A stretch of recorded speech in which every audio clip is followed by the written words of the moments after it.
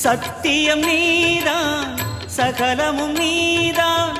நித்தியம் என்னில் நிலைப்பவன் நீதான் அருணாச்சலா உனை நாடினேன் அருணாச்சலா உனை நாடினேன் சிவலீலை செய்யாமல் சிறு ஏனையாட்கொள்ள சிறிதேனும் தயவோடு அருள்வாயப்பா சிறிதேனும் தயவோடு அருள்வாயப்பா